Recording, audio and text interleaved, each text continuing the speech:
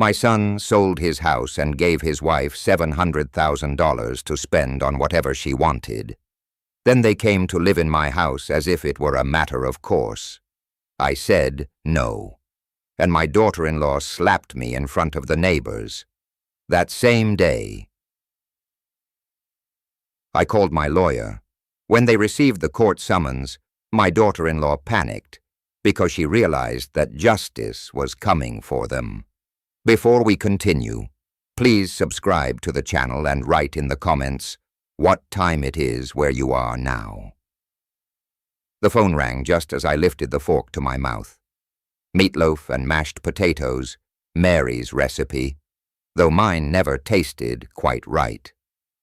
I set the fork down and reached for the old landline. Dad, I have amazing news. We sold the house for $700,000. Jeremy's voice crackled with artificial enthusiasm. I nearly choked on the bite I'd just taken. Jeremy, that's... Wait, what? You sold the house? Can you believe it? $700,000. The market's incredible right now. We got way more than expected. The fork slipped from my fingers, clattering against the plate. Something cold settled in my stomach that had nothing to do with dinner. Son, I don't understand. When did you sell it? You never mentioned it. Happened fast, Dad. Really fast. These buyers came in with cash. No inspection needed. We couldn't pass it up. I stood carrying the phone toward the living room. My legs felt unsteady. Jeremy, where will you live now? A pause. In the background, I heard traffic noise. Maybe a car door slamming. We'll figure it out, Dad. Don't worry about us. The important thing is we made this incredible profit. But Jeremy, that was your home. You and Lori just bought it 3 years ago. Right. And now we've made a fortune. Lori's so excited. She's already talking about all the things we can finally afford. The coldness in my stomach spread upward. I sank into my armchair, the one facing Mary's photograph on the mantel. Things? What kind of things? Oh, you know Lori. She's got her eye on some designer furniture. Maybe that Mercedes she's been wanting. And there's this amazing spa vacation package she found. Jeremy! My voice came out sharper than intended. What about the $300,000 I gave you for that house? Silence, long enough that I wondered if the call had dropped. Dad, I'm here. Son, look. Dad, you gave us that money. Now it's our money. We can do what we want with it. The words hit me like a physical blow. I stared at Mary's smiling face in the silver frame, remembering how she'd always said Jeremy had a good heart, just needed guidance. Our money, Jeremy. That was a loan. We discussed, did we? I don't remember signing any loan papers. My hand trembled as I held the receiver. You didn't need to sign papers. You're my son. You promised you'd pay me back when you could. Jeremy's laugh sounded nothing like the boy I'd raised. Dad, that was just talk. You know how these family things go. Besides, you don't need the money. You've got that big house, your pension, Mom's life insurance. Jeremy, I trusted you, and you should be happy for us. Your son is finally getting ahead in life. Isn't that what parents want? I stood again, walking to my study. The receiver cord stretched as far as it would go. My desk drawer stuck. It always did. But I yanked it open and pulled out the manila folder I kept there. Jeremy, I have the bank records right here. $300,000 withdrawn from my retirement account in June 2021.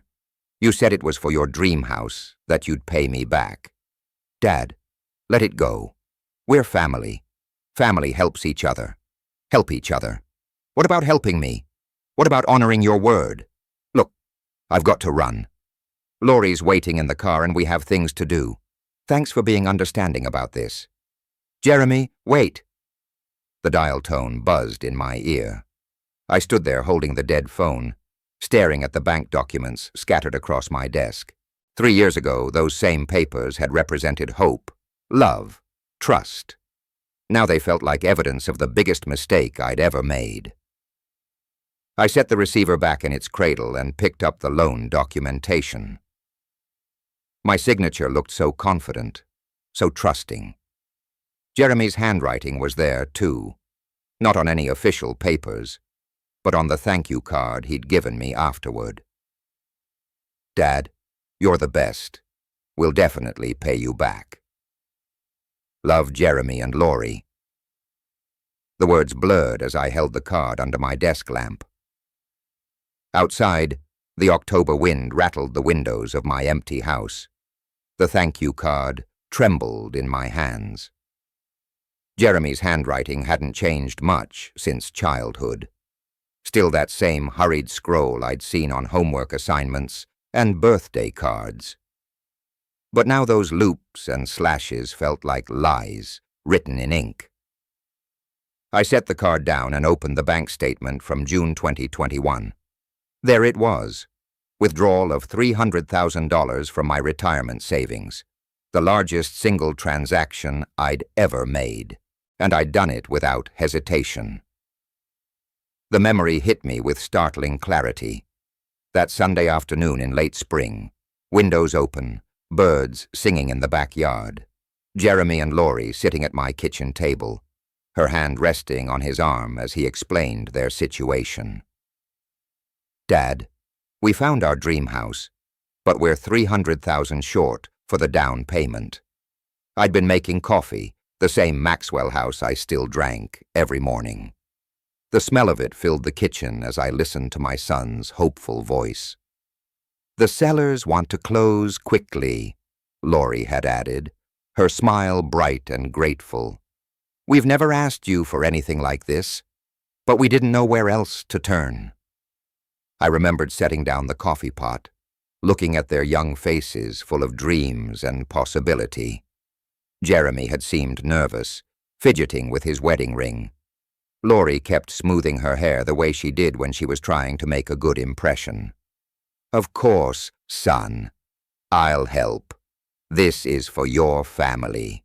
The relief on Jeremy's face had been immediate and genuine, or so I'd thought. He'd stood up and hugged me, something he rarely did anymore. "Dad, you're the best. We'll definitely pay you back. I know this is a lot of money.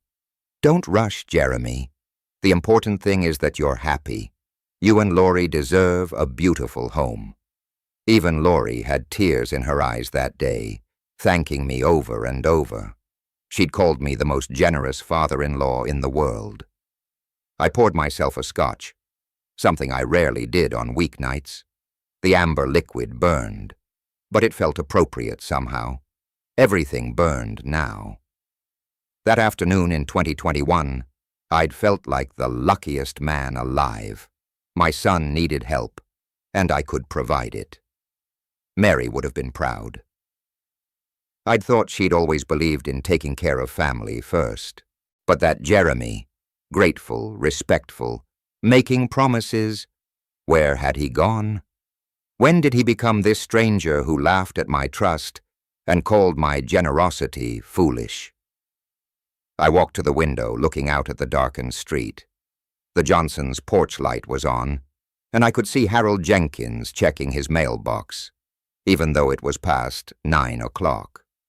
Normal people living normal lives, probably never imagining their own children could betray them so completely. The bank documents felt heavier when I picked them up again.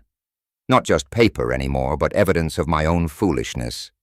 I'd signed my name so confidently, believing in promises that meant nothing. Back at my desk, I spread out the papers chronologically. The withdrawal slip from June 15th, 2021. The thank you card dated June 20th. The photos Jeremy had texted me of their new house in July. All evidence of a time when I believed my son was a man of his word. Mary's photograph watched me from across the room. I'd caught her expression in that picture during our last Christmas together. Patient, knowing, slightly amused by something I'd said. What would she think of this situation? What would she tell me to do? I knew the answer. Mary never let anyone walk on her, not even family, especially not family. The scotch was nearly gone when I finally closed the folder and secured it back in the desk drawer. The documents would still be there tomorrow, still proof of Jeremy's promises and my misplaced trust. But tonight, for the first time since that phone call, I felt something besides shock and hurt. Something harder, colder, something that felt almost like Mary's strength flowing through me. I turned off the desk lamp and headed upstairs, the old wooden steps creaking under my feet. Tomorrow would bring whatever it brought. But tonight, I needed sleep. Real sleep. Not the restless tossing I'd been doing since Mary passed. The house settled around me as I climbed toward the bedroom. Every familiar sound a reminder that this was my home, my sanctuary, my castle. And nobody, not even my own son, was going to take that away from me. The pounding on my front door shattered the morning quiet like gunfire. I jolted awake, squinting at the bedside clock. 7:15 a.m. The knocking came again, aggressive and demanding. I stumbled to the window, pulling back the curtain. A moving truck sat in my driveway. My driveway. Jeremy's car was parked behind it, trunk open, suitcases visible. The knocking resumed, more violent this time. I threw on my robe and slippers, hurrying downstairs. Through the frosted glass of my front door I could see two figures, one tall, one shorter. My hands shook as I turned the deadbolt. Jeremy stood on my porch, grinning like this was Christmas morning. Behind him Laurie held a designer suitcase, her makeup perfect despite the early hour. "Hi, Dad. We're here." I blinked at them, still processing. "What does this mean, Jeremy?" "Well, since we sold the house, we need somewhere to stay." He gestured toward the moving truck like it explained everything. "We'll stay with you temporarily, just until we find something suitable." The cold October air bit through my thin robe. "No, absolutely not. You don't belong here." Jeremy's smile faltered for just a moment. "Dad, don't be selfish. You have this big house and we're your family." He moved forward like he intended to walk right past me, but I stepped into the doorway, gripping the frame. "This is my home. You made your choices, our choices." Laurie's voice was sharp as broken glass. "We're family. Family helps each other in times of need." I stared at her perfectly styled hair, her expensive jacket, the diamond earrings catching the morning light. "Times of need? You just sold a house for $700,000. "That money's already allocated," Jeremy said, his tone turning cold. "Laurie has needs, Dad. Important needs. More important than having a place to live." From across the street I noticed Harold Jenkins in his front yard, pretending to check his morning paper, but clearly listening. Mrs. Chen's curtains twitched at her window. "Dad, you're being unreasonable." Jeremy's voice carried across the quiet neighborhood. "We're not asking for charity. We're asking for temporary family support after you stole $300,000 from me. We didn't steal anything." Laurie stepped forward, her face flushing red. "You gave us that money freely. It was a loan." "Where's the paperwork?" Jeremy challenged. "Show me the signed loan documents." The morning was getting colder, and I pulled my robe tighter. More neighbors were visible now. The Johnsons had stopped their morning walk, standing near their mailbox and watching. "You know, there are no papers," I said quietly. I trusted my own son. "Well, maybe you shouldn't be so trusting," Laurie snapped. "Maybe you should have thought harder before making promises you'd regret." "Laurie." "That's enough," Jeremy said. But he didn't sound sorry. He sounded tired. No, it's not enough. She turned back to me, her voice rising. You're a selfish old man sitting in this huge house all alone. We're young. We have our whole lives ahead of us, and you want us to suffer because of your buyer's remorse. Harold had moved closer now, no longer pretending to read his paper. Other neighbors were emerging, people walking dogs, checking mailboxes, all of them drawn to the commotion. I want you to leave my property, I said, my voice steadier than I felt. Dad, you'll regret this decision, Jeremy said. The mask was completely off now. No more fake smiles, no more cheerful manipulation. Family is supposed to stick together. When you're old and sick and need help, remember this moment. Is that a threat, son? It's reality, Dad. You're not getting any younger. Laurie stepped even closer, close enough that I could smell her expensive perfume. You'll change your mind. You'll come begging us to come back. And maybe we'll consider it. Get off my property. That's when she slapped me. The sound cracked across the morning air like a whip. My head snapped back, my cheeks stinging, and I stumbled against the doorframe. The humiliation burned worse than the physical pain. Harold dropped his newspaper and stepped forward. Hey, that's enough. Jeremy grabbed Laurie's arm, pulling her back toward the car. Come on, we're done here. You'll regret your greed, Laurie shouted over her shoulder as Jeremy dragged her away. You'll regret being such a selfish, bitter old man. They threw their suitcases into the trunk, Jeremy slamming it so hard the whole car shook. The moving truck driver, who'd been sitting in his cab during the entire confrontation, started his engine. As they drove away, tires squealing against the asphalt, Harold approached with concern written across his weathered face.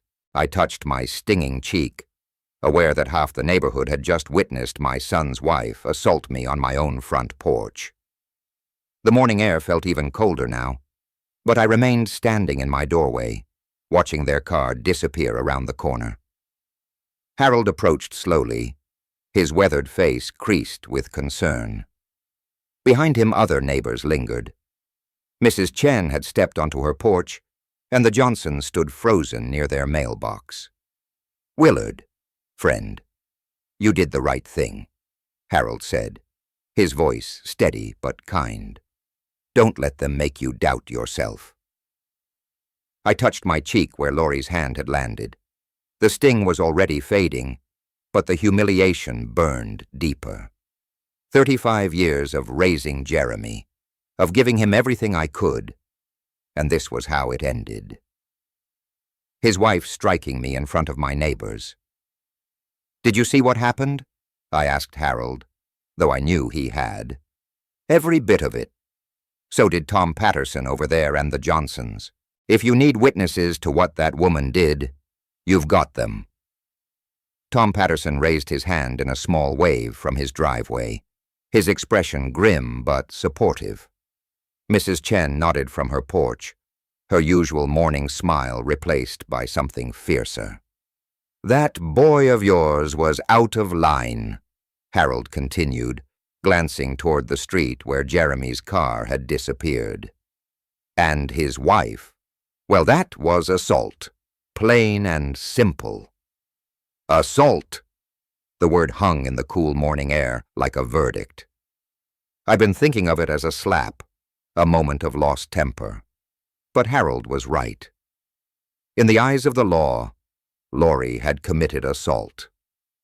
I raised him better than this, I said more to myself than to Harold. Sometimes kids go wrong despite good raising. Happens to the best of families. The question now is what you plan to do about it. What did I plan to do? 24 hours ago, I'd been a peaceful widower enjoying his quiet retirement. Now I was a man who'd been threatened and struck by his own family. Harold, I need to think. Get my bearings. Of course you do. But Willard, If you decide to press charges or take legal action, you'll have support. This neighborhood has your back. The Johnsons walk closer, their morning exercise clothes damp with October dew. "Willard, we're so sorry," Mrs. Johnson said. "We heard the whole thing. That young woman had no right." "No right at all," her husband agreed. "You were defending your own home." I looked at my house, the house Mary and I had bought 40 years ago, where we'd raised Jeremy, where we'd planned to grow old together, where I'd planned to live out my remaining years in peace. "I should go inside," I said, finally. Harold nodded but didn't move away immediately. "Willard, I'm right across the street if you need anything, and I mean anything. Coffee, conversation, or help dealing with whatever comes next." The other neighbors murmured similar offers before beginning to disperse.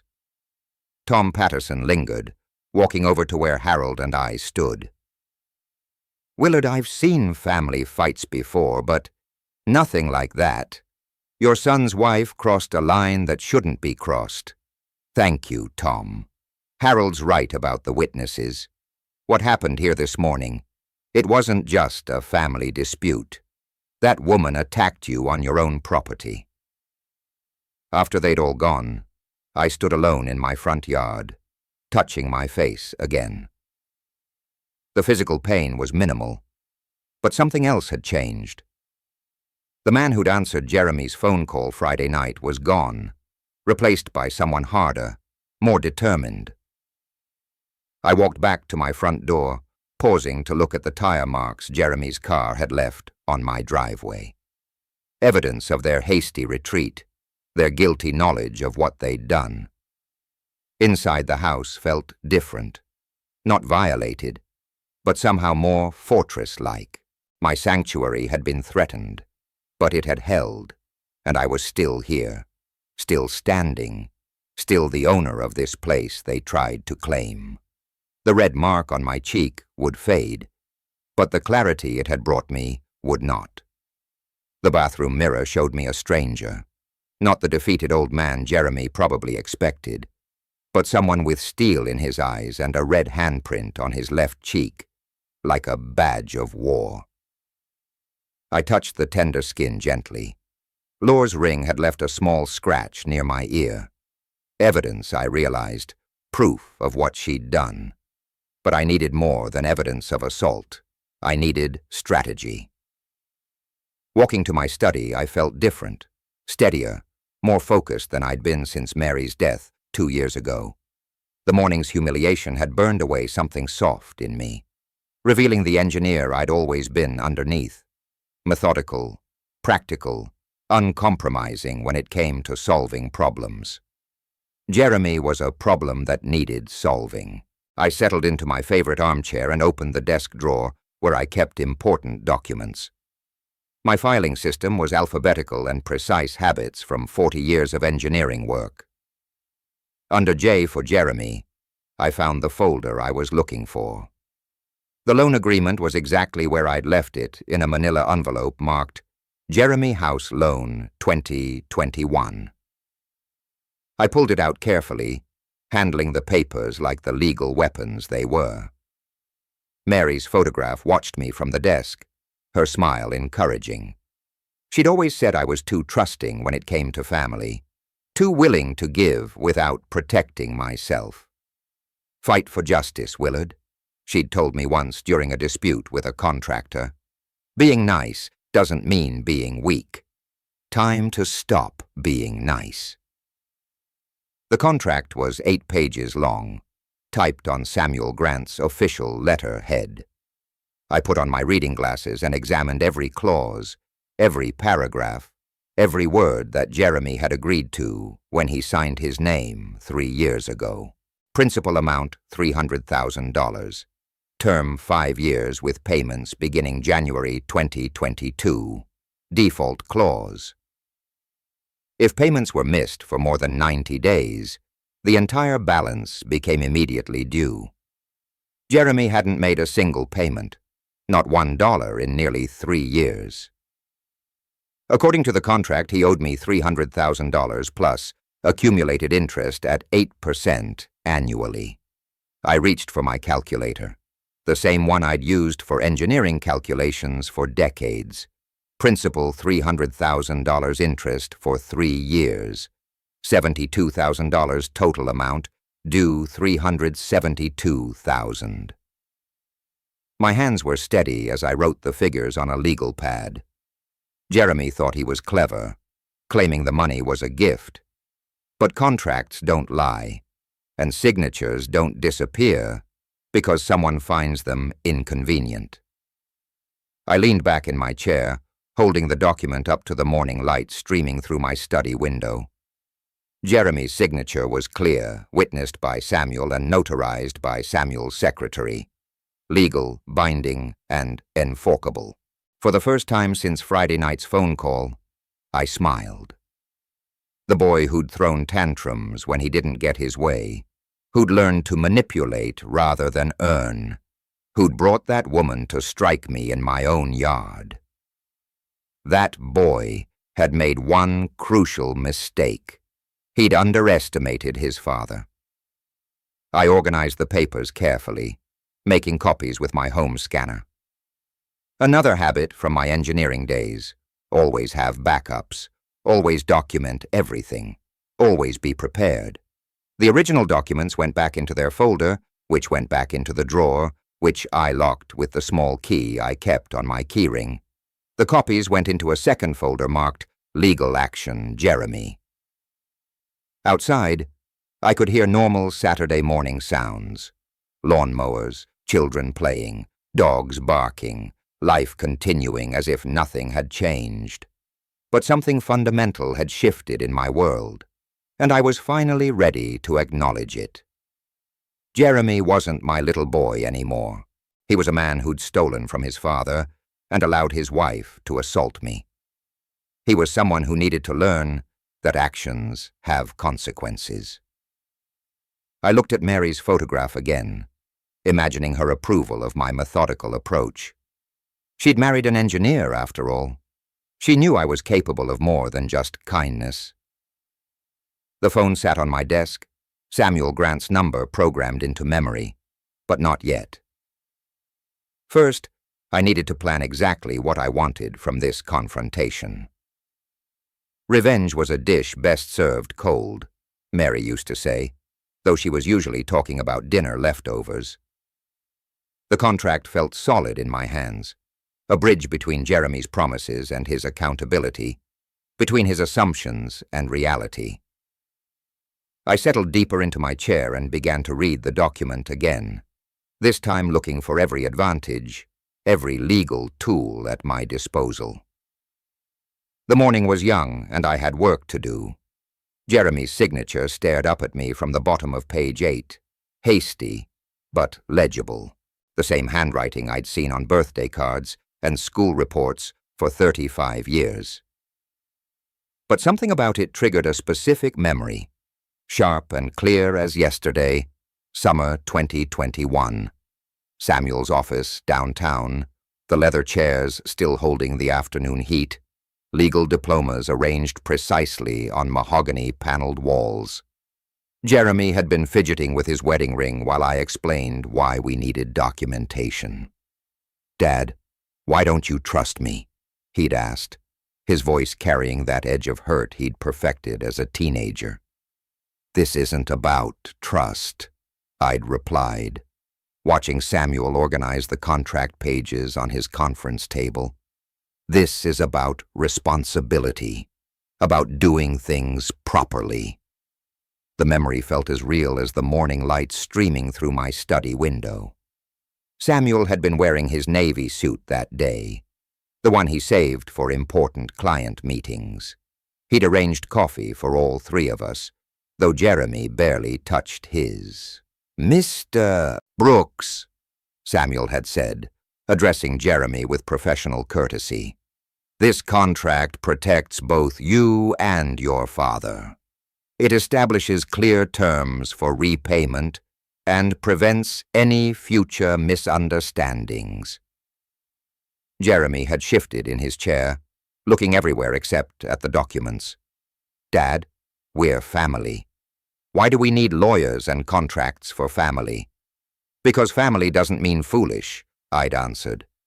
Your mother always said, the clearest agreements make the best relationships. That had been the moment. Jeremy's expression changing from hurt to something harder, more calculating. Even then, 3 years ago, I'd seen a glimpse of the man who would eventually laugh at my trust and allow his wife to strike me. Fine, Dad, he'd said finally, reaching for Samuel's expensive pen, if it makes you feel better. But it hadn't made him feel better. I could see that now, remembering how his hand had hesitated before each signature, how he'd asked twice about the default clauses, how his voice had tightened when Samuel explained that the full amount would become due immediately if he missed payments. Mr. Brooks, Samuel had said to Jeremy, do you understand that this creates a legal obligation? This isn't a gift that can be forgotten or ignored. I understand, Jeremy had replied, though his tone suggested he understood nothing except that he needed to sign to get the money. The irony was perfect. Jeremy's reluctance to sign had been my first warning that he wasn't taking the agreement seriously. But his signature, reluctant or not, made the contract legally binding. I closed my eyes, remembering the rest of that afternoon. After the signing, we'd walked to the parking garage together. Jeremy had been quiet, processing what had just happened. Dad, you know I'm good for this money, right? Of course, son. That's why I'm giving it to you. The contract makes it feel businesslike. Sometimes business and family have to overlap. That doesn't mean I love you less. He'd hugged me then quickly and awkwardly before getting into his car.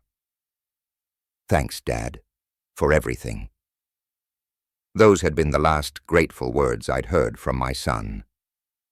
Now sitting in my study 3 years later, with his signature under my reading glasses, I understood what Samuel had been protecting me from. Not Jeremy's inability to repay the loan. His unwillingness to acknowledge it existed. The contract was Samuel's gift to me, though I hadn't fully appreciated it at the time. Every clause, every term, every legal protection had been crafted by a man who understood both law and human nature. I reached for my phone, scrolling through the contacts until I found Samuel's number. Saturday morning, he'd probably be having breakfast with his wife, reading the newspaper, enjoying his weekend peace. But this couldn't wait until Monday. The phone rang twice before his familiar voice answered. Willard, everything all right? Samuel, I need to see you today if possible. It's about Jeremy and that loan contract you prepared. A pause, then a change in his tone from personal friend to professional attorney. What's happened? They sold their house for $700,000. Jeremy called to tell me the money was ours now and that he never intended to repay the loan. Yesterday morning, he and his wife came here demanding to move in. When I refused, she struck me. She what? Struck me in front of witnesses. Samuel, I need to know my legal options. Another pause, longer this time. When Samuel spoke again, his voice was granite hard. Willard, I can meet you at my office in 2 hours and bring that contract with you. All of it. The whole thing. Every page, every signature, every witness mark. It's time your son learned what his signature actually means. After hanging up, I sat back in my chair and looked at Mary's photograph. She was smiling in that picture, the way she did when she was proud of a decision I'd made. The contract felt heavier in my hands now. Not just paper and ink, but justice waiting to be served. 2 hours had passed since I'd spoken with Samuel. The contract lay spread across my desk like a battle plan, each clause now familiar as my own name. I'd eaten a quiet lunch, organized my thoughts, and prepared for what came next. At exactly 2:30, I dialed Samuel's office number from memory. "Willard, I've been expecting your call." Samuel's voice was crisp, professional. "I've had time to review our conversation and pull your file. Are you ready to proceed, Bossy?" "More than ready." "Good. Let me be clear about your legal position of appoint. When Jeremy sold that house, he triggered the acceleration clause in your loan agreement.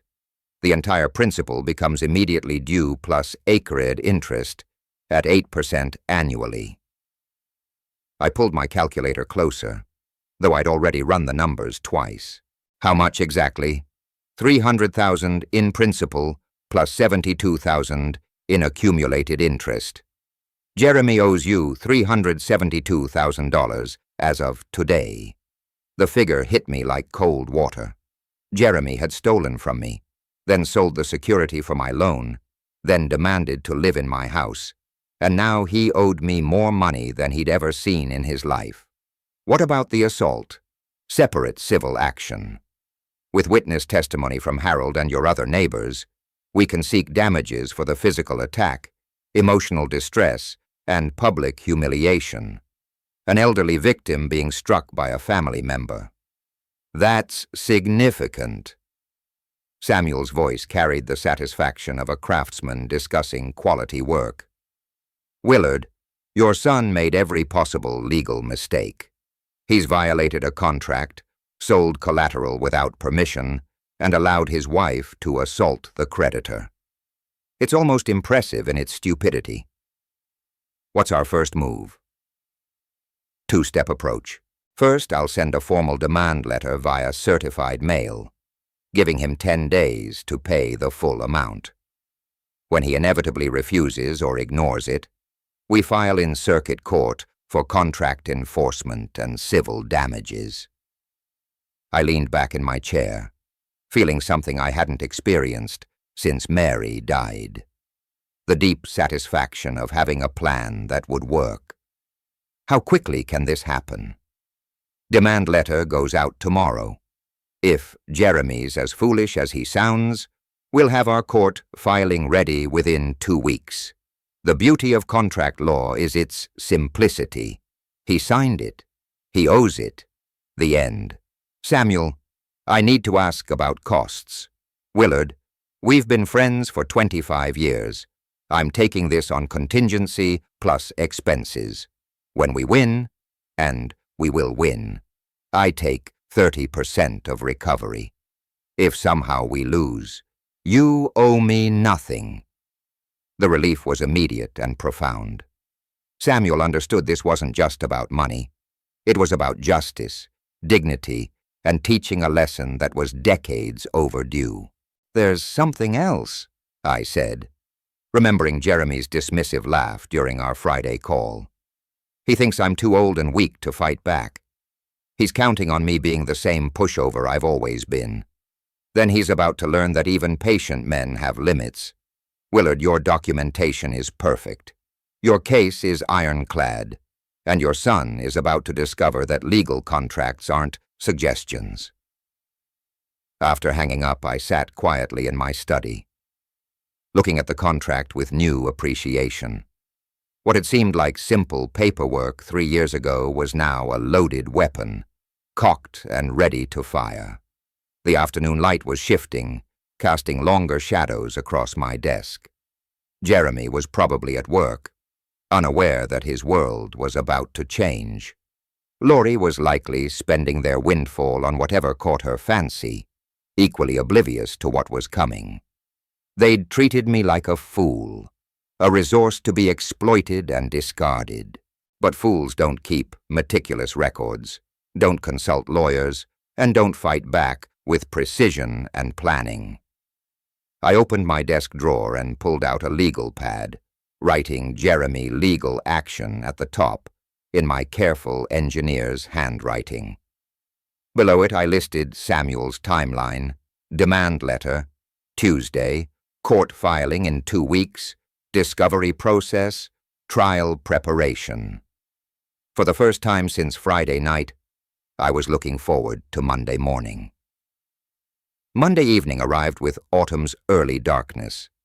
I'd spent the day reviewing Samuel's strategy, organizing documents, and preparing for what would either be Jeremy's capitulation or his declaration of war.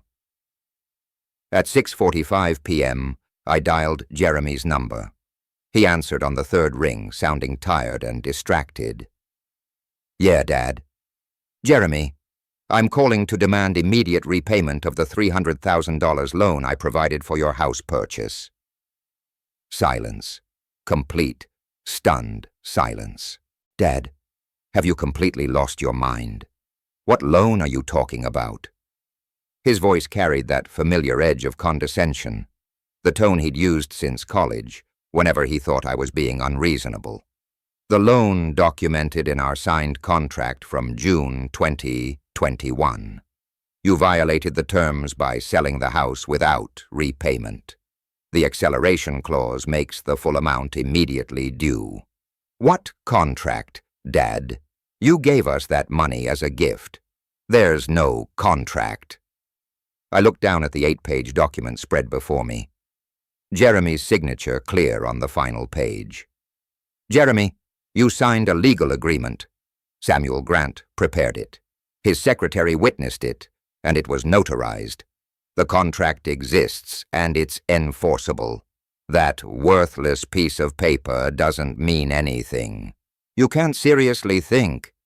I think you owe me $372,000 principal plus interest, as specified in the agreement you signed." Jeremy's laugh was harsh, brittle. 300 what? Dad, you've really gone off the deep end. Just try to collect. Go ahead and try. Very well, Jeremy. We'll see you in court. The words came out calm and final. 3 years of disappointment, 2 days of planning, and decades of avoiding confrontation had led to this moment. Court, you're threatening to sue your own son over money you gave as a gift. What kind of father does that? The kind who keeps his word and expects others to keep theirs. The kind who doesn't tolerate being struck by his daughter-in-law in his own front yard. That was barely a slap.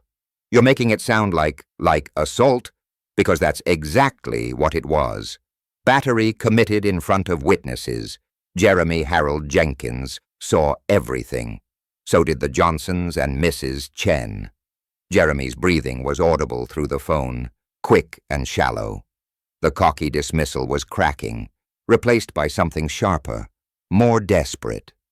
Dad, this is insane. You're talking about destroying our family over money. You destroyed our family when you decided my generosity made me a fool. I'm simply seeking legal remedy for breach of contract. I'll fight you. I'll get my own lawyer, and we'll prove that contract isn't worth the paper it's written on. I hope you do get a lawyer, Jeremy.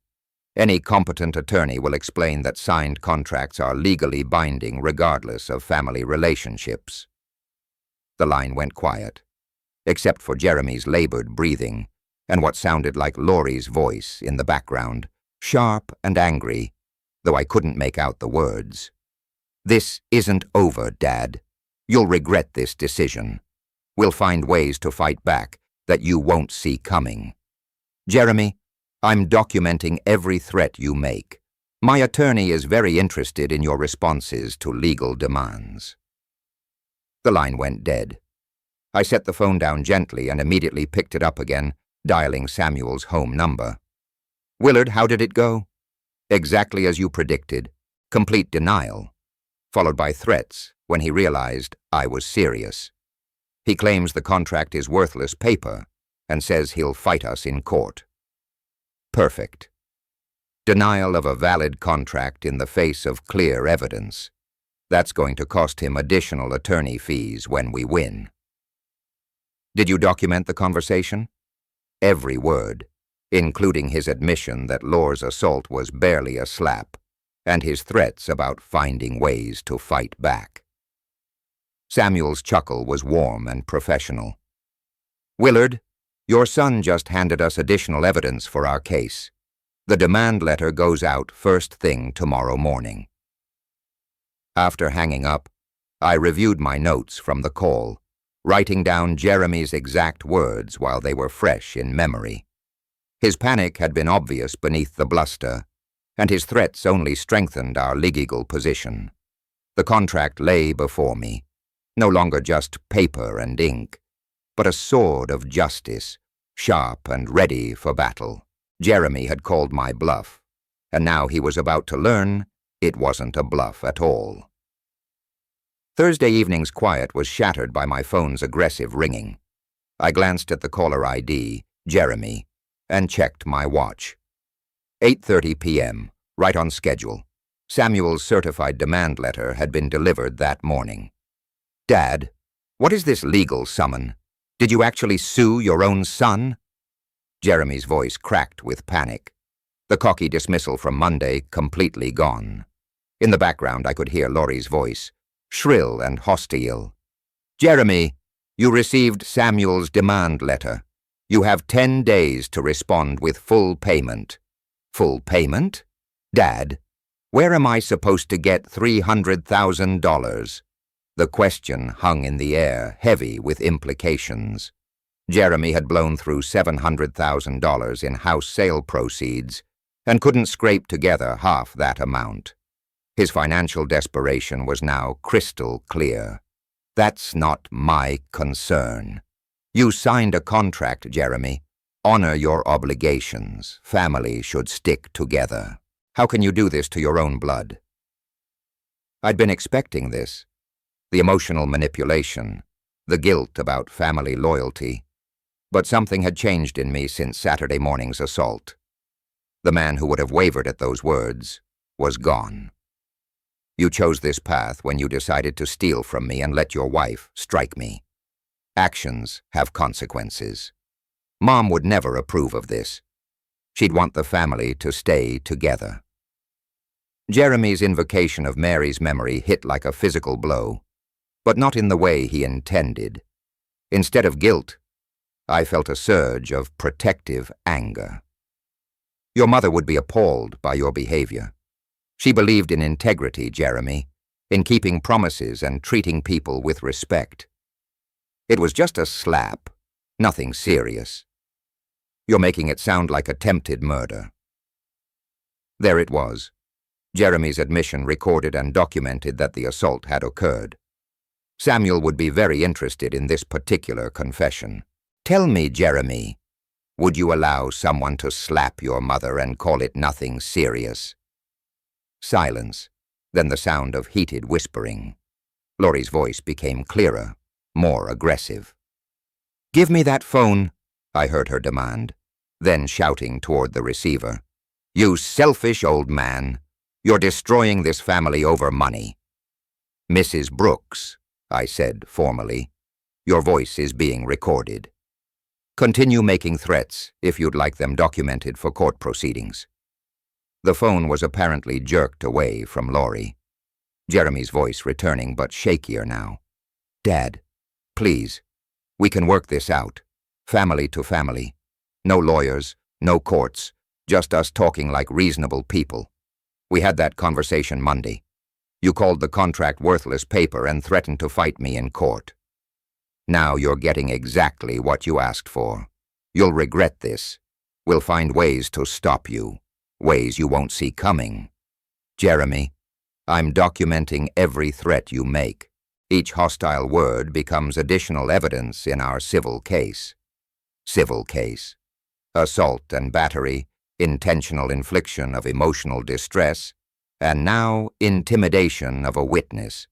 Your wife struck me in front of multiple neighbors, and you're threatening retaliation for pursuing legal remedies. The breathing on the other end became rapid, panicked. Jeremy was finally understanding the full scope of his legal exposure. Dad, we don't have that kind of money. Even if we wanted to pay, which we don't, we can't. Then you'll need to figure out how to liquidate assets, Jeremy. Sell Laurie's Mercedes, her jewelry, whatever you bought with my money, or the court will do it for you. This is blackmail. This is contract enforcement. There's a significant legal difference. More background shouting from Laurie. Then Jeremy's voice strained and desperate. "Fine. If you want to tear this family apart, you've succeeded. When this is over, you'll never see us again. I'm looking forward to that outcome." The line went dead. I immediately dialed Samuel's number, my hands steady, despite the adrenaline coursing through me. "Willard, I take it Jeremy received our letter. Complete panic, followed by manipulation attempts, followed by threats. He admitted the assault occurred, said if they don't have the money, and threatened retaliation for pursuing legal action." Outstanding. Panic means he consulted a lawyer who explained his actual legal position. The threats give us additional civil causes of action. How do you feel? I looked at my neat handwriting documenting Jeremy's panic and desperation, then at Mary's photograph, smiling encouragingly from the desk. "Samuel, I feel like a man who's finally stopped being pushed around." "Good, because tomorrow we file everything in court. Jeremy's about to learn that some mistakes can't be undone with charm and manipulation." After hanging up, I sat in my study, reviewing the evening's notes. Jeremy's transformation from arrogance to panic had been swift and complete. The reality of legal consequences was finally penetrating his entitled worldview. Justice, I reflected, was a patient teacher, but its lessons, once delivered, were never forgotten. Friday morning brought unseasonable warmth, and Harold Jenkins to my front door, coffee mug in hand, and concern etched across his weathered face. "Willard, I hope you don't mind me stopping by. I've been thinking about what happened last weekend." I invited him in, grateful for the company. The house had felt different since I'd started the legal proceedings. Not lonely, but expectant, like a theater before the curtain rises. "Harold, I appreciate you checking on me. Actually, I wanted you to know something. The whole neighborhood's talking about what your son and his wife did, and not in a good way for them." We settled in my kitchen, the same spot where Jeremy had once sat begging for money with promises he never intended to keep. "What kind of talk?" Harold sipped his coffee thoughtfully. "Well, Mrs. Chen saw the moving truck Saturday morning. She was getting her newspaper when she heard the shouting. By the time that woman slapped you, half the street was watching. I'd known there were witnesses, but I hadn't realized how public the spectacle had become. Tom Patterson's been telling everyone about it. Says he's never seen anything like it. A grown woman striking an elderly man in his own front yard. People are upset, Willard. Really upset." The validation was unexpected and deeply satisfying. I'd spent decades being the quiet neighbor, the man who kept to himself and caused no trouble. Now, when I needed community support, it was there. "Harold, I need to tell you something. I filed a lawsuit against Jeremy. Contract violation and civil damages for the assault." Harold's eyebrows rose, but his expression remained supportive. "Good for you. About time someone held that boy accountable. I might need witnesses, people who saw what happened Saturday morning. You'll have them. Mrs. Chen's already said she'd testify if needed. So have the Johnsons, and Tom Patterson's practically volunteering himself. None of us liked seeing you treated that way." A knock at the door interrupted us. Through the window, I could see Mrs. Chen holding a covered dish. "Willard, dear, I brought you some soup," she said when I opened the door. Her usual gentle demeanor was replaced by something fiercer. "I heard about the legal troubles with your son. News travels fast in this neighborhood. It should. What that woman did to you was shameful. Harold told me you might need witnesses for court." Mrs. Chen's offer came without hesitation, her moral clarity refreshing after weeks of Jeremy's manipulation and lies. "I appreciate that, Mrs. Chen, more than you know. That boy of yours needs to learn some respect, and his wife needs to learn you don't strike your elders. especially not in public like that. After she left, Harold and I sat in comfortable silence, processing the unexpected community solidarity. "Willard, can I ask you something personal?" "Of course. How do you feel about all this suing your own son?" "I mean, that can't be easy." I considered the question carefully. A week ago it would have torn me apart. Now, it felt like the most natural thing in the world. "Harold, I feel relieved. For the first time in years, I'm not being taken advantage of.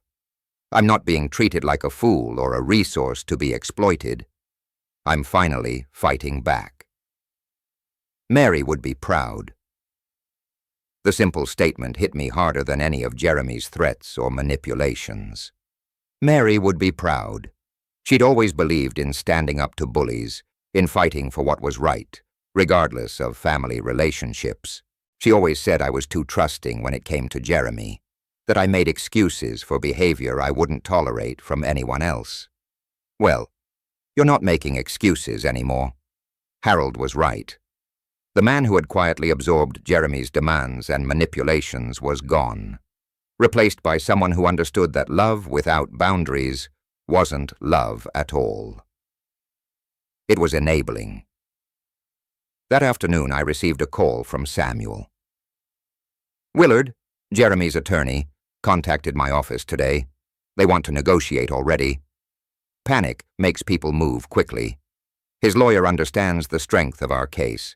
Signed contracts are hard to argue with, and the assault charge with multiple witnesses makes this a nightmare for them. What kind of negotiation payment plan? Probably maybe partial settlement. The important thing is they're acknowledging the debt exists. That's a major victory right there." After hanging up, I walked to my study window and looked out at the quiet street. Mrs. Chen was watering her flowers. Harold was checking his mailbox. And life continued its normal rhythm. But something fundamental had changed. I was no longer the victim in this story. I was the one with the power. Samuel's office felt different this time. Not like a place I was seeking help, but like the headquarters of a successful campaign. The mahogany conference table held neat stacks of documents, and Jeremy's attorney sat across from us, looking distinctly uncomfortable. "Mr. Brooks," Jeremy's lawyer began, "my client is prepared to offer a settlement that we believe is fair to all parties.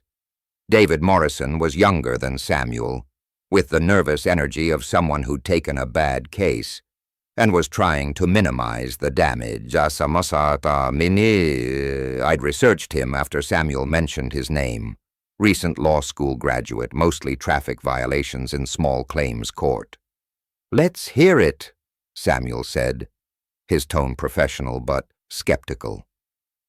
"Mr. Jeremy Brooks is prepared to acknowledge the loan and agree to a payment plan. $50,000 immediately, then monthly payments of $2,000 until the debt is satisfied." I did quick mental math.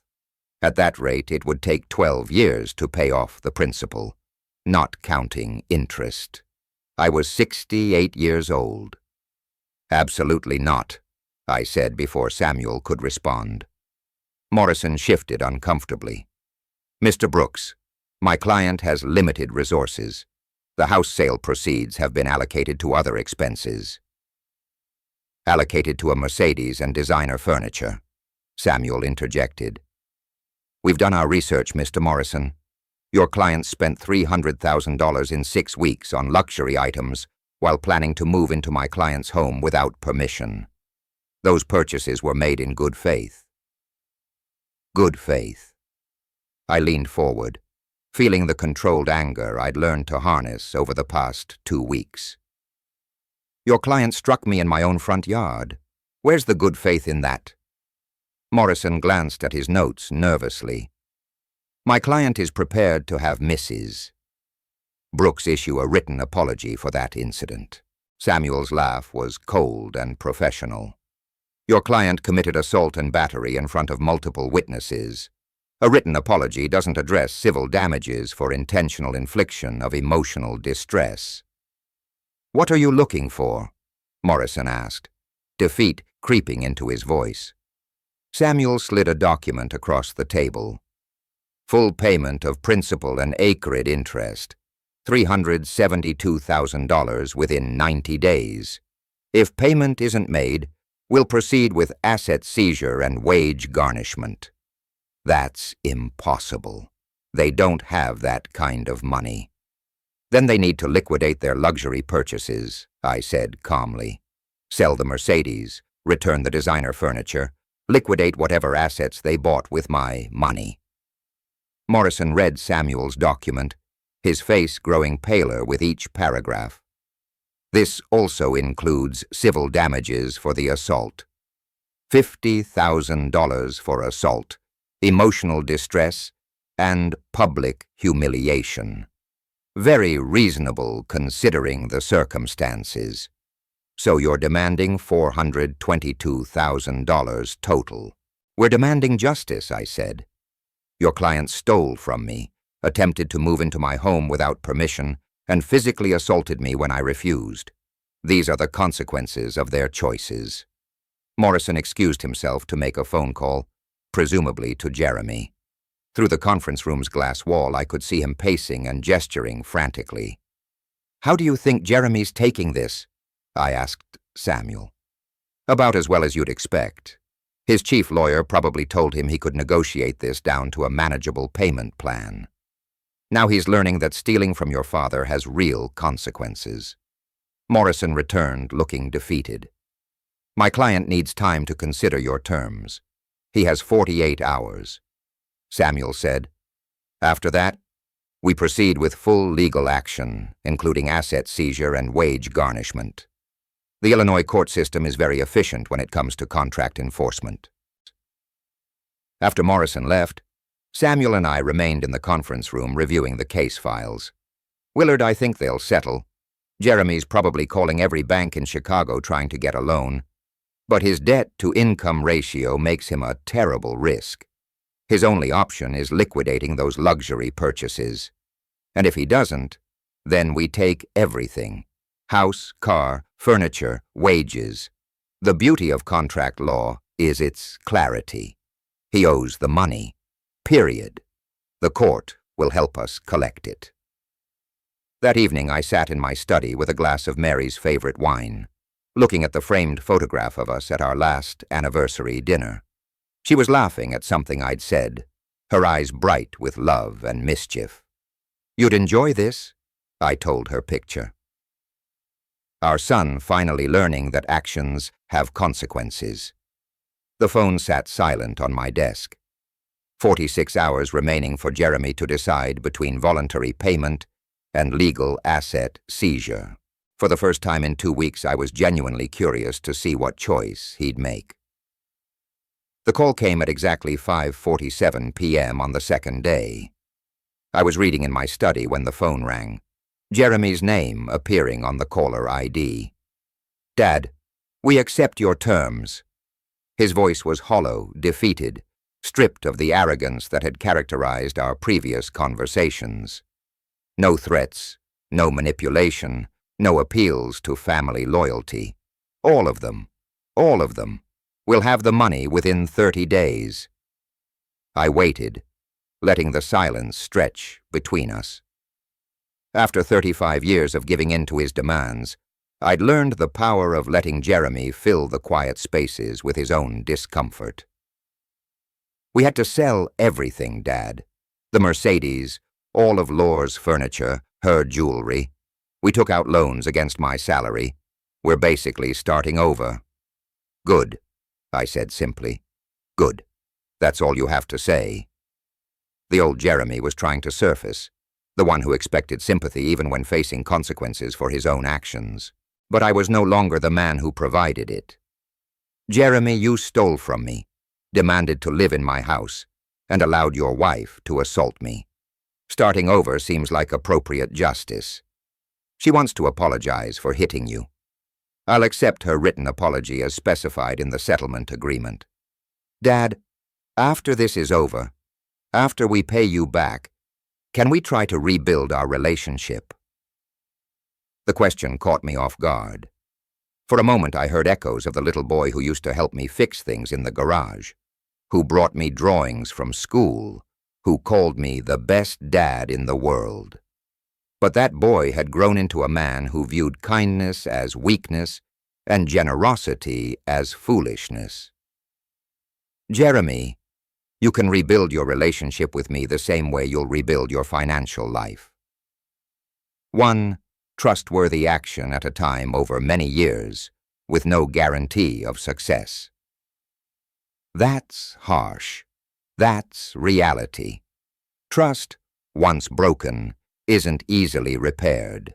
After hanging up, I called Samuel to report Jeremy's acceptance of our terms. Congratulations, Willard. You've just taught a very expensive lesson about the importance of honoring contracts and treating people with respect. Samuel, I can't thank you enough for everything you've done.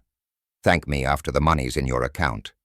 But yes, this has been one of the more satisfying cases of my career. It's not often I get to see justice served so clearly. 2 weeks later, the electronic transfer appeared in my bank account. $422,000 representing not just repayment with interest and damages, but validation that some fights are worth having. I printed the bank statement and filed it next to the original loan contract, creating a complete record of Jeremy's expensive education in personal responsibility. That evening, Harold stopped by with a bottle of wine. I heard through the neighborhood grapevine that your son paid up. He did. Good for you, Willard. You showed real courage, standing up to family like that. We sat on my front porch watching the sunset paint the quiet street in golden light. The same street where Laurie had struck me 3 weeks earlier, where neighbors had witnessed my humiliation and rallied to support me. Harold, can I ask you something? Of course. Do you think I was too hard on them? Harold considered this carefully, the way he'd probably weighed difficult questions during his teaching career. Willard, kindness without boundaries isn't kindness at all. It's enabling. Your son needed to learn that his actions have consequences. Better he learn it from you than from the world, which would have been much less forgiving. Later that night, I sat in my study with Mary's photograph, feeling something I hadn't experienced since her death. Complete peace. The house was quiet, but it was my quiet, my sanctuary, earned and defended, filled with the satisfaction of a man who had finally learned to fight for what mattered. Jeremy would recover from this financial setback, probably become more responsible for it. Laurie would learn that charm and manipulation have limits. And I had learned that even patient men can find their strength when pushed too far. The phone would ring again someday. Maybe Jeremy would call to report progress in his life. Maybe to ask for advice instead of money. Maybe Harold would call with neighborhood news or Samuel with updates from other cases. But tonight, the silence was perfect. I had reclaimed my life, my dignity, and my peace. At 68 years old, I had finally learned that some battles are worth fighting, and that justice, though sometimes delayed, is always worth pursuing. The contract was paid, the lesson was learned, and I was free. If you like this story, please like this video, subscribe to the channel, and share your impressions of this story in the comments. To listen to the next story, click on the box on the left. Thank you for watching.